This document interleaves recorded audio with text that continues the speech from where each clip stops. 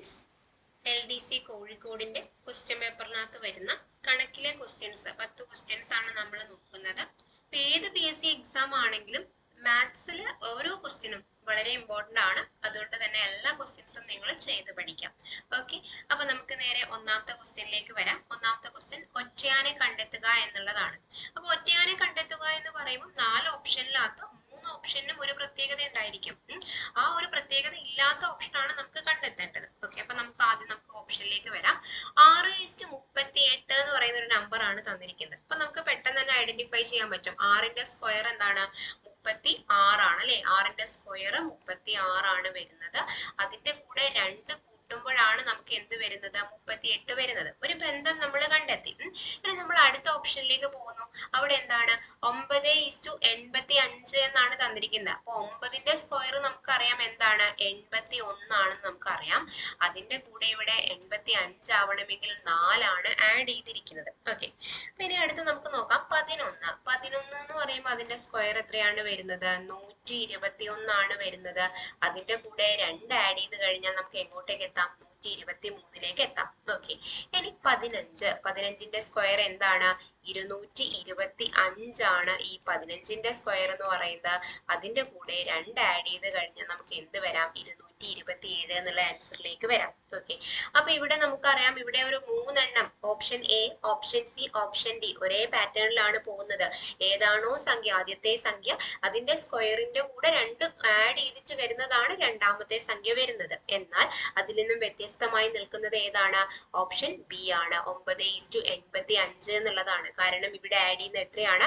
4 ആണ് ആഡ് ചെയ്യുന്നത്. ഓക്കെ, അപ്പൊ ഈ ഒരു ക്വസ്റ്റ്യൻ ക്ലിയർ ആണെന്ന് വിചാരിക്കുന്നു. അപ്പൊ നമുക്ക് അടുത്ത ക്വസ്റ്റ്യനിലേക്ക് വരാം. 72ാമത്തെ ക്വസ്റ്റ്യൻ എന്താണ്?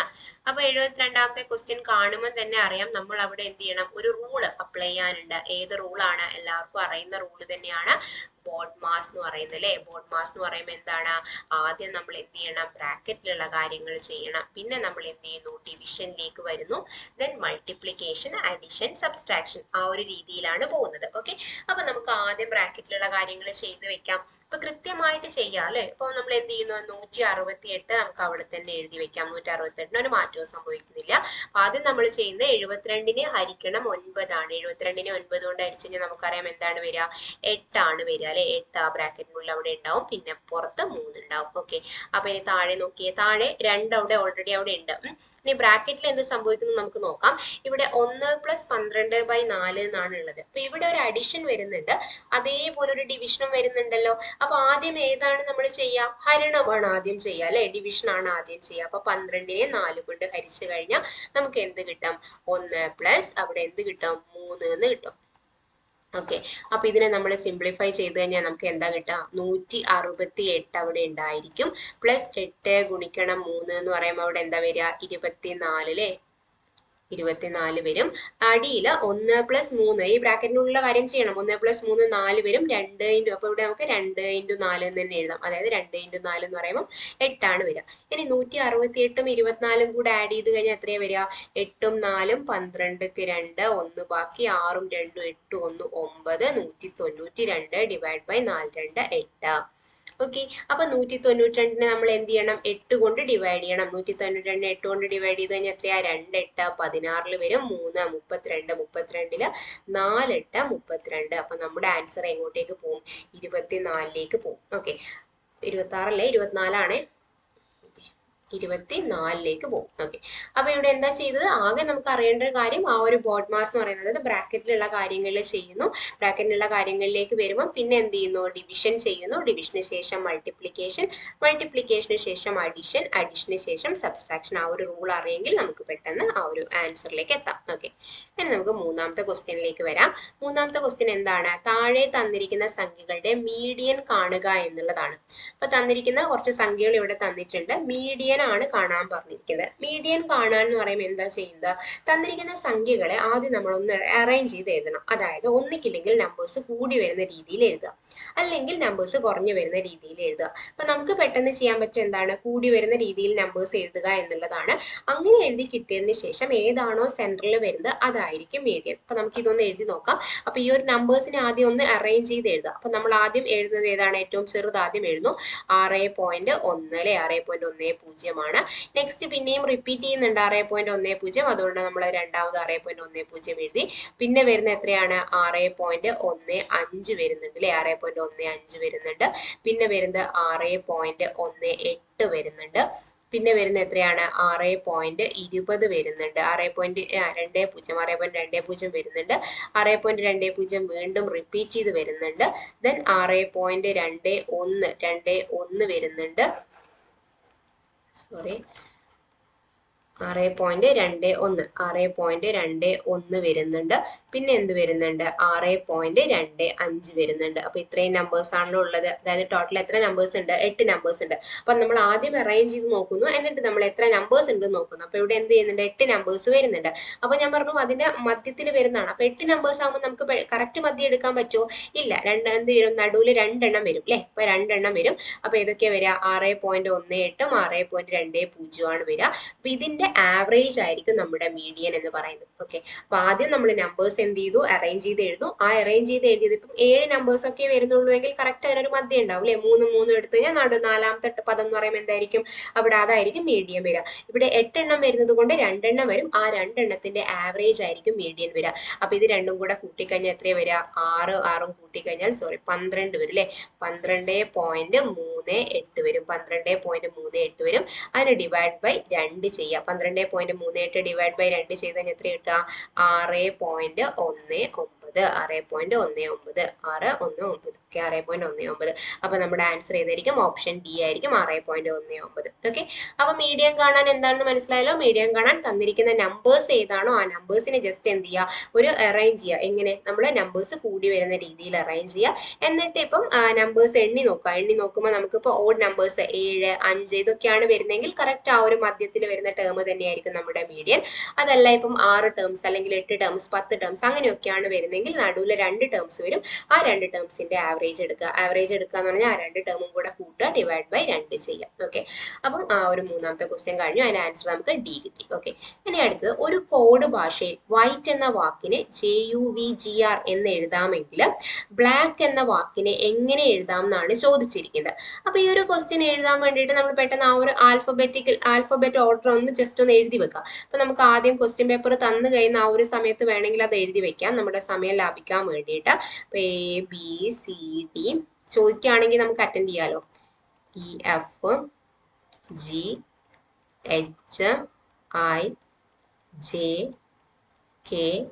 EFGHIJKLM. അപ്പൊ ആദ്യത്തെ 13 നമ്പേഴ്സ് ഞാൻ ഇങ്ങനെ എഴുതി. ഇനി തൊട്ട് താഴെ ആയിട്ടാണ് ബാക്കി എഴുതുന്നത്. NOPQRSTUVWXYZ. ഓക്കെ, അപ്പൊ 26 നമ്പേഴ്സ് എഴുതി. ഇനി നമുക്ക് ക്വസ്റ്റ്യനിലേക്ക് വരാം.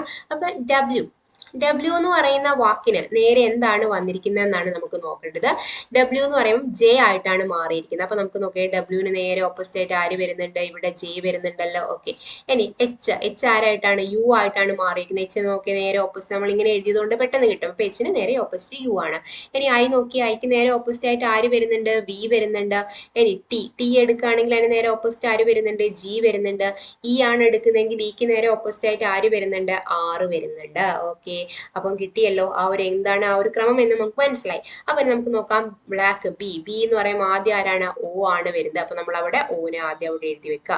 ഇനി രണ്ടാമത്തെ എൽ ആണ്. എല്ലിന് നേരെ കറസ്പോണ്ടിങ് ആയിട്ടാണ് ആര് വരുന്നത്, വൈ വരുന്നത്. അപ്പൊ നമ്മൾ എന്ത് ചെയ്യുന്നു, ഓ വൈ എന്ന് എഴുതി വെക്കുന്നു. അപ്പൊ നമ്മൾ എന്ത് ചെയ്യുക, ഓപ്ഷനിലേക്ക് പോവാം. ഓ വൈ അല്ലാത്ത ഏതെങ്കിലും ഉണ്ടെങ്കിൽ നമുക്ക് എലിമിനേറ്റ് ചെയ്യാം.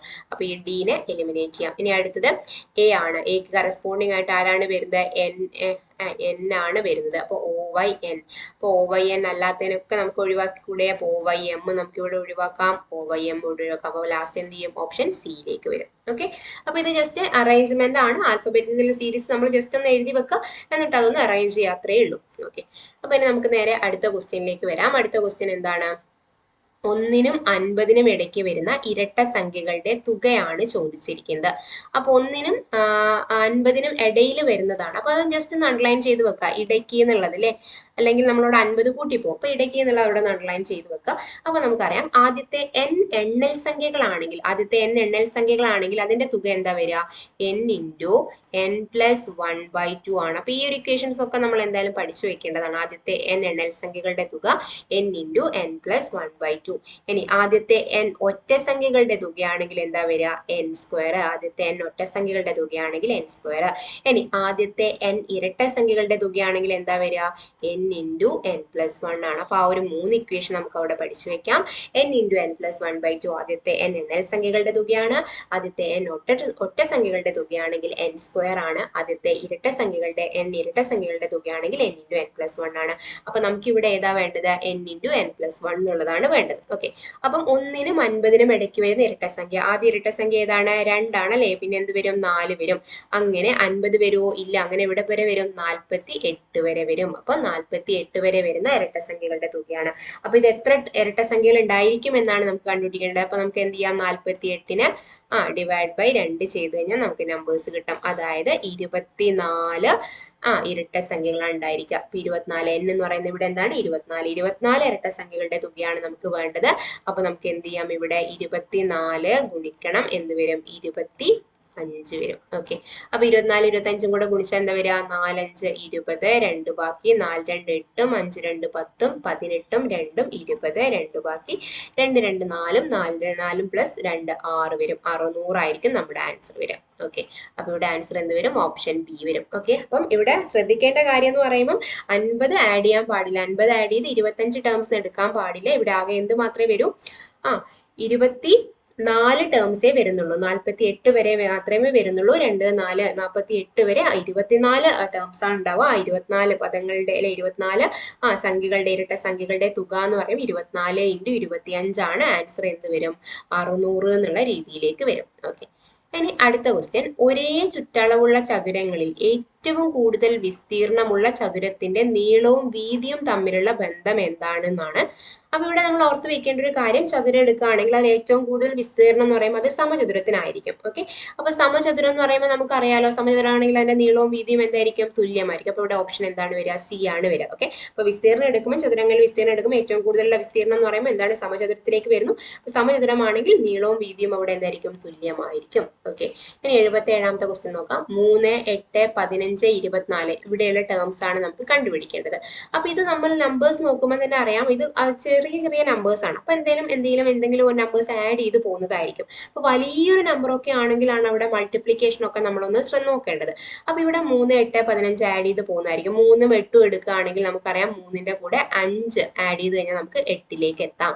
8ന്റെ കൂടെ 15 എത്തണമെങ്കിൽ അവിടെ എത്രയാണ് ആഡ് ചെയ്യുന്നുണ്ടാവുക? 7 ആണ് ആഡ് ചെയ്യുന്നുണ്ടാവുക.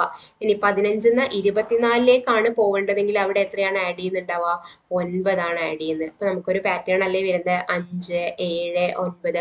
അപ്പൊ അടുത്ത് ആഡ് ചെയ്യുന്ന എത്രയായിരിക്കും? 11 ആയിരിക്കും ആഡ് ചെയ്യുന്നുണ്ടാവുക. അപ്പൊ 24ന്റെ കൂടെ 11 ആഡ് ചെയ്ത് കഴിഞ്ഞാൽ എങ്ങോട്ടേക്ക് പോകും? Option B 35. നമ്മുടെ ആൻസർ എന്തായിരിക്കും? 35. ഓക്കെ, ഇനി അടുത്ത ക്വസ്റ്റ്യനിലേക്ക് വരാം. അടുത്ത question, 125/8 all raised to 2/3 into 16/625 all raised to 1/2 എന്നുള്ളതാണ്. അപ്പൊ ഈ 125 എന്നൊക്കെ പറയുമ്പോൾ തന്നെ നമ്മുടെ മനസ്സിലാക്കിയത് ഓടണം എന്ത്? അത് 5ന്റെ ക്യൂബാണ്. 5ന്റെ ക്യൂബാണ് 125. 2ന്റെ ക്യൂബാണ് 8 അല്ലെ. അപ്പൊ നമുക്കിവിടെ എന്ത് എഴുതാം? ഇതിന് 5/2 all raised to 3 എന്ന് എഴുതാലോ. 5/2 all raised to 3 എന്ന് എഴുതാം. പിന്നെ നമ്മളവിടെ ഓർത്ത് വെക്കേണ്ട ഒരു കാര്യമാണ് a raised to m all raised to n. അങ്ങനെയാണെങ്കിൽ അത് എന്താണ്? a raised to mn ആണ്. a raised to mn ആണ്. അപ്പൊ ഇവിടെ 3 ഇൻറ്റു എന്ത് വരും? 2/3 എന്ന് വരും. 3 ഇൻറ്റു 2/3. ഓക്കെ, ഇൻറ്റു അടുത്തൊരു ടേം എടുക്കാം. അടുത്തതെന്ന് പറഞ്ഞാൽ 16/625 ഓൾ റേസ്റ്റ് 1/2 ആണ്. അതായത് എന്താണ്? 16/1/2, അതേപോലെ തന്നെ 625/1/2 എന്നാണ്. ഈ റേസ്റ്റ് 1/2 എന്ന് പറഞ്ഞാൽ എന്താണ്? റൂട്ടാണ് അല്ലേ. 16ന്റെ റൂട്ട് എന്ന് പറയുമ്പോൾ എന്താ വരിക?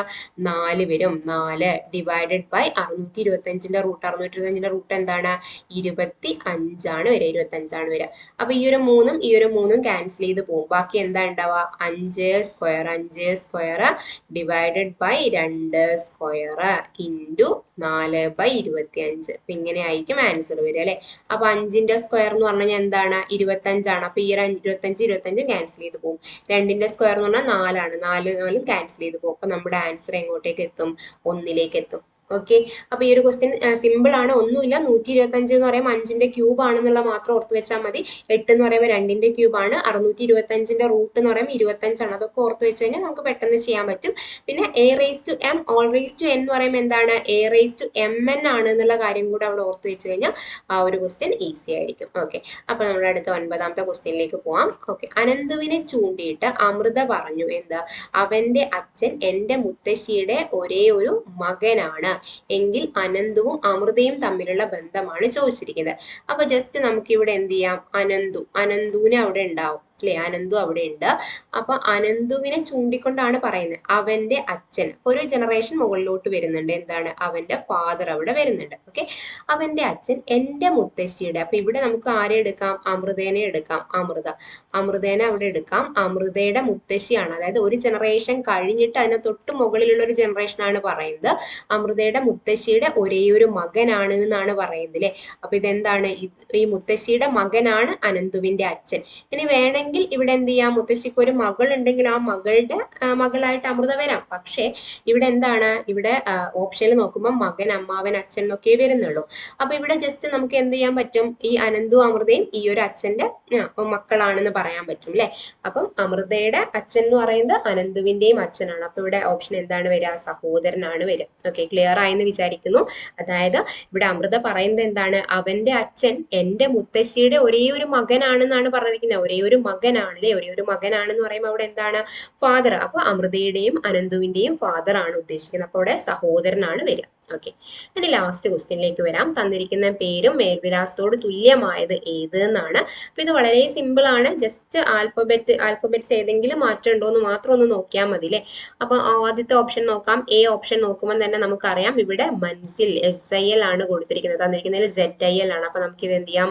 ഒഴിവാക്കാം. രണ്ടാമത്തെ ഓപ്ഷനിലേക്ക് വരുമ്പോൾ നമുക്കറിയാം റൂർക്കേല ROU ആണ് ഇവിടെ കൊടുത്തിരിക്കുന്നത്. RAU ആണ് കറക്റ്റ് അല്ലെ. അപ്പൊ നമുക്ക് ഇത് എന്ത് ചെയ്യാം? ഒഴിവാക്കാം. സിയിൽ നോക്കുമ്പോൾ നമുക്ക് പ്രത്യേകിച്ചൊന്നും കാണാനല്ല. ഡി നോക്കിക്കഴിഞ്ഞാൽ അറിയാം നമുക്ക് ഇവിടെ എന്ത് ചെയ്യുന്നുണ്ട്? മുഹമ്മദ് എന്നെഴുതും MO ആണ്. ഇവിടെ തന്നിരിക്കുന്നത് MU ആണ്. അപ്പൊ നമ്മുടെ ആൻസർ എങ്ങോട്ടേക്ക് വരും? സിയിലേക്ക് വരും. ഓക്കെ. അപ്പൊ 10 ക്വസ്റ്റ്യൻസ് നമ്മൾ ഡിസ്കസ് ചെയ്തു. വളരെ സിമ്പിൾ ആയ ക്വസ്റ്റ്യൻസ് ആണ്. ഓക്കെ. Thank you.